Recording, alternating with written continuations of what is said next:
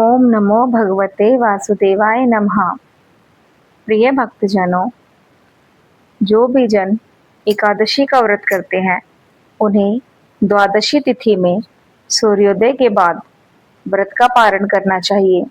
पारण से पहले ब्राह्मणों को भोजन कराना या मंदिर में सीधा दान करना शुभ माना जाता है।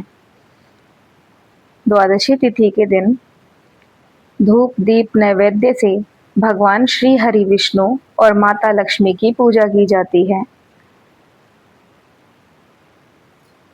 प्रिय भक्तजनों, आप सुन रहे हैं तुलसी माता की कथा। तुलसी से जुड़ी एक कथा बहुत प्रचलित है।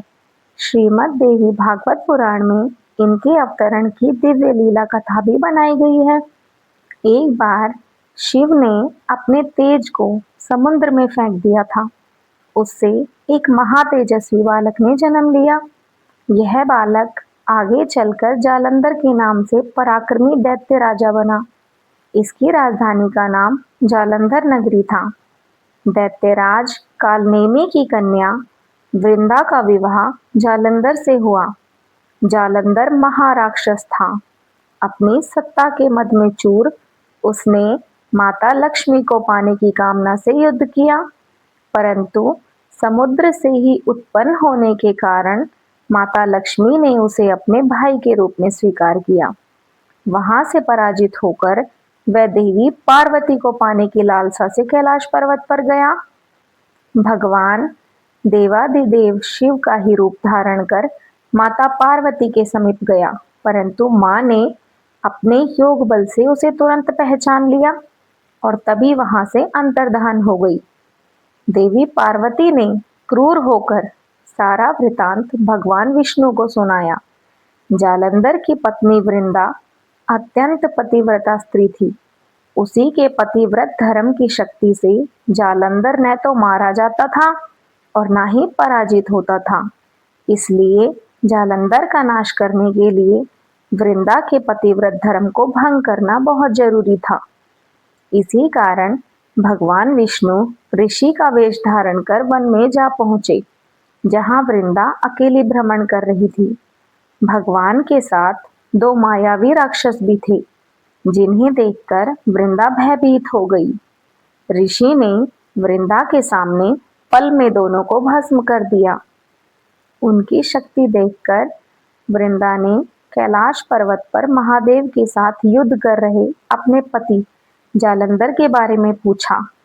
ऋषि ने अपने माया जाल से दो वानर प्रकट किए। एक वानर के हाथ में जालंधर का सिर था तथा दूसरे के हाथ में धड़। अपने पति की यह दशा देखकर वृंदा मूर्छित होकर गिर पड़ी। होश में आने पर उन्होंने ऋषि स्वरूपी भगवान से विनती की कि वे उसके पति को जीवित कर दें। भगवान ने अपनी माया से पुनः जालंधर का सिर धड़ से जोड़ दिया, परंतु स्वयं भी वह उसी शरीर में प्रवेश कर गए। वृंदा को इस छल का जरा भी आभास न हुआ।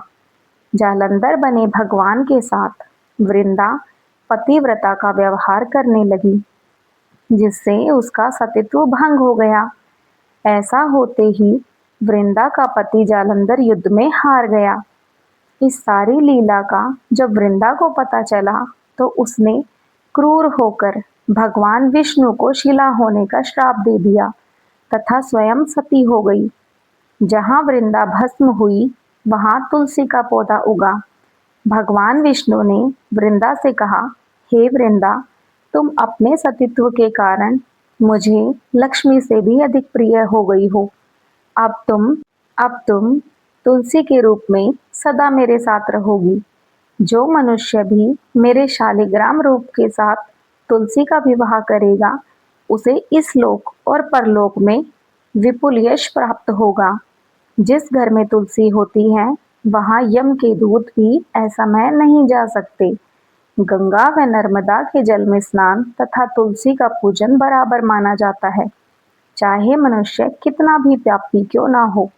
मृत्यु के समय जिसके प्राण मंजरी रहित तुलसी और गंगा जल मुख में रखकर निकल जाते हैं, वह पापों से मुक्त होकर बैकुंठ धाम को प्राप्त हो जाता है। जो मनुष्य तुलसी व आंवलों की छाया में अपने पितरों का श्राद्ध करता है, उसके पितर मोक्ष को प्राप्त करते हैं। उसी दैत्य जालंधर की यह भूमि जलंधर नाम से विख्यात है। सती वृंदा का मंदिर मोहल्ला कोट किशनचंद में स्थित है। इसे कहते हैं, इस स्थान पर एक प्राचीन गुफा है जो सीधी हरिद्वार तक जाती है। सच्चे मन से 40 दिन तक सती वृंदा देवी के मंदिर में पूजा करने से सभी मनोरथ पूर्ण होते हैं। द्वादशी तिथि के दिन बुढ़िया माई की कहानी भी बहुत प्रचलित है।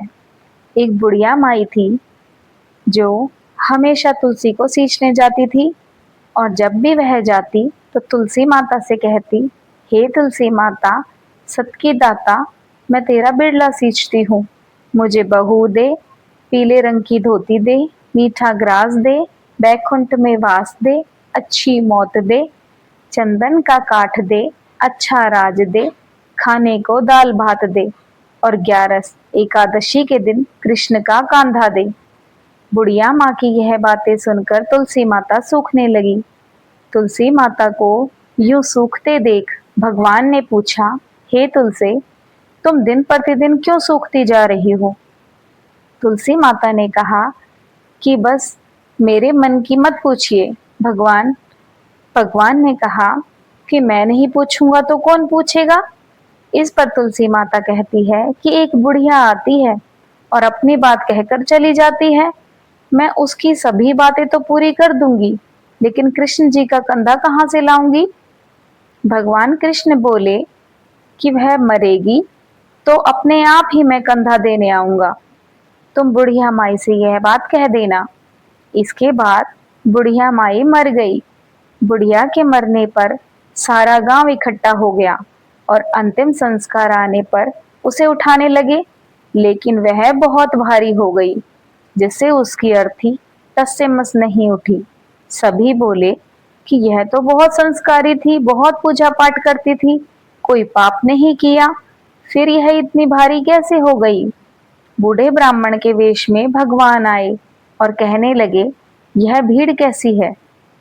तब गांव वाले बोले कि एक बुढ़िया मर गई है और इतनी पापिन थी कि इसकी अर्थी नहीं उठ रही है, वह बहुत भारी हो गई है।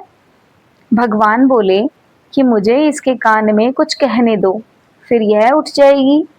भगवान बुढ़िया के पास गए और उसके कान में कहा कि माई, तू अपने मन की कर ले, पीतांबर की धोती ले, मीठा ग्रास ले, बैकुंठ में वास ले, चटक की चाल ले, चंदन का काठ ले, झालर की झनकार ले, दाल भात को जीम और कृष्ण जी का कांधा ले।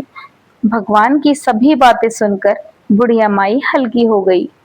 भगवान अपने कंधे पर उसे ले गए। बुढ़िया को मुक्ति मिल गई और वह बैकुंठ को चली गई। हे तुलसी माता, जैसे आपने उस बुढ़िया माई को मुक्ति दिलाई, वैसे ही सभी को मुक्त करना।